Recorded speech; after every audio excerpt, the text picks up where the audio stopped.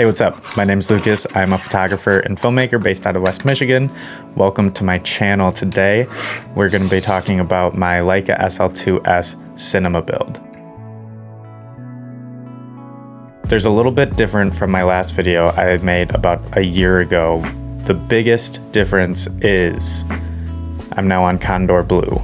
Now, I really like the Condor Blue cage. I have it right here in black. One of the things that I love about this cage is the added support. So you've got support through the hot shoe and base with the Arca Swiss plate. That's really convenient with this because when you're adding things to the front of the lens, front of the camera, you're adding a lot of stress to it. And so to have the support up here is really nice. One downside is obviously this hot shoe is taken up, but you have a cold shoe right over to the right of it, right there, that you can use. And plus, there's a lot of different accessories that can go onto this camera cage that could do the same job. But if you're trying to use something that needs to connect to the hot shoe, you can remove this here. All it takes is an Allen key that is added to this cage. So you've got two Allen keys hidden down there, which is really cool. That's one of the things I love about the Condor Blue builds is they have all the tools that you need pretty close. One of the things that I really wanted in this build is to be a pretty much toolless design. Once I get the Arca Swiss plate on for the cage and this base plate on, then after that, it's all toolless. So I have the red Komodo base on this, which has been really great. I love how simple it is to slide on and off of the rail mount. And on the rails, I have two 12-inch rails that will come in handy when mounting different accessories to it. So yeah, I really like the red Komodo style base plate, and with this you can just drop it on and slide it in. Everything's pretty heavy duty as well. So once those are connected to the base and to the camera, then you're set to go. One of the things that I really like is at this point I don't ever really have to take the cage off of the base plate because I can just connect the camera via this Arca Swiss plate, which is really convenient. So I'll add that back in. And then that is the base of my cage. Before we get too far into this is going to be a lot of gear talk. I just want to say that I am not sponsored by anybody. I bought all of this really with my own money. I will have affiliate links down below. If you aren't familiar with affiliate links, they are links that give me a little bit of kickback for sending you their way. So check those out down in the description. Let's follow right along. So I have the Condor Blue Raven Claw handle grip. I really like this. This is the grip that came with the cage. I didn't opt for the control one because I don't think it's compatible with the SL2-S. I could be wrong, but I really don't think it is. And I went with the RE NATO rail. So that goes just on top like that. Really simple toolless design as well. And just like I mentioned about the working in Allen keys everywhere, you've got an Allen key up in the handle, and this is one of the more comfortable handles that I've used, I'll be honest. At first I thought it was going to be weird trying to separate my fingers like that, but it's really, really comfortable. So I'm a big fan of that. So that takes care of a couple of issues. One, gives me a top handle to hold onto the camera, but two, it gives me the ability to mount monitors and stuff like that. So I use the Condor Blue NATO to NATO mount, and that slides just on top like that and then tightens down. And in order to do that, I've got a Condor Blue base plate on my Atomos Ninja 5. So if you haven't seen my video on the Atomos Ninja 5, it's not in depth or anything. It just adds a lot of functionality and ProRes RAW, which is great if you edit on Final Cut Pro. Maybe Apple will open up ProRes RAW to be directly editable with the metadata in Premiere or DaVinci, but until then, it just gives you extra bit rate, bit depth, and color space. So that slides right up there, and you are pretty much fully articulating, which is really convenient.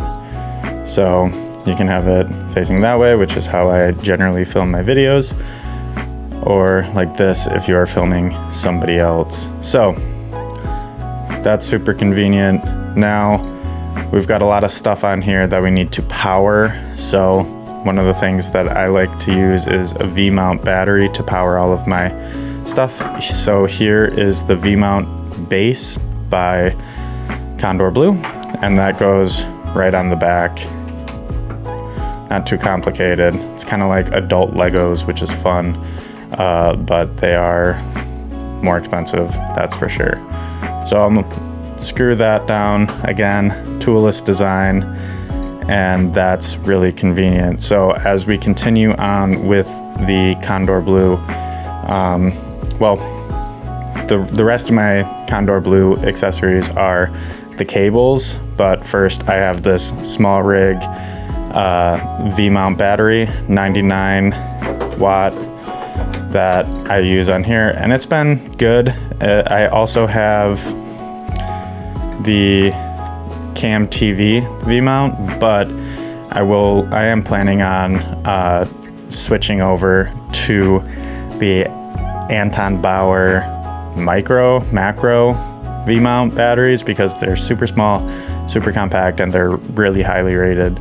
So that is what's powering this. One note, I've done a lot of testing, and this isn't going to keep your Komodo running for the duration of the battery, but it is going to significantly improve your battery life on the wow, did I say Komodo? If a company comes out with a dummy battery for these cameras, I would be greatly appreciated. So to finish out all of my Condor Blue accessories, we have power. So for the power adapter, the best one I found is this 65 watt USB-C PD. The PD is really important because you need to convert the power from the V-mount to the SL2-S. I like to plug this cable directly into the V-mount, and then it has a USB-C port that goes right into the SL2-S. Then with the V-mount, or with the D-tap on the actual plate, I have a dummy Sony L battery that goes up to here and powers that. And then I have this HDMI cable that goes from the camera to the monitor, so you can see what's going on there. And these are all the coiled cables, so it's pretty compact, but if I didn't have these, or I had different cables that I needed to add to, this would be when I would add some Mondo ties. These are really convenient to keep your cord management manageable. But in my like kind of everyday build, I really don't need it. Then the last thing that I have for this build is my matte box. I have my Leica 80mm Summilux R lens on here right now, and these lenses move as you focus, which makes matte boxes unique. So one of the reasons that I went with the Polar Pro matte box is because it's one of the lighter weight matte boxes on the market, but even with that, I didn't like the idea of the matte box hanging off of the lens based on the thread. And so I wanted to add the rail mount to it. And even with that, it obviously doesn't slide. So you would have to set focus and be set to that focus, or you could potentially damage your lenses. So that's why I picked this up. This is a hood that goes on top of your lens and makes sure that there's no reflections that are coming through. So you just take it and put it up like that. And then you're good to go. And now you can mount this to the matte box. Now,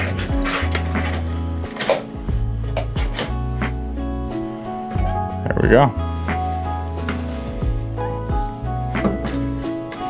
Again, another toolless accessory that then you can have ND, neutral density, you can have variable ND, and you can focus and not have to worry about ruining your lens or disconnecting your lens. Now, one of the benefits of having a matte box is being able to filter stack. So with this, I have the full set of filters. I've got the gold morphic, the blue morphic, mist, all that fun stuff, because you never know what you're going to want to do. But one of the things that I highly encourage if you're shooting reflective things is to get some hard ND stops. Those are going to allow you to shoot things that have reflections like cars or water, and use the polarizer, cut down on light with the solid ND, and add any creative effects that you want, like mist or gold morphic or any of that stuff right in here. So that's why I have the 3-step here, and that's been really, really nice.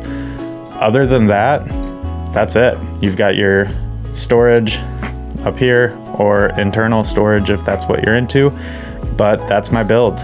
Pretty compact, pretty light, but this could get me through a full day and take some really good footage on the way. One of the things you'll notice is I don't have a microphone. I really just use this for scratch audio, and if I needed scratch audio, the internal audio is really good on this camera. But that's one of the things that I could potentially add. I do have an additional mount. So this is a cold shoe mount that you can add anywhere onto the cage. So you could put like a DJI transmitter or anything. You could also put a transmitter back here. I've done that before in the past, where you put a Sennheiser transmitter, and then you can run audio into the camera. But yeah, that's the build. So if you've made it to this point, thank you so much for watching. Please like and subscribe, and leave any comments or questions you have down below, and I'll see you in the next video.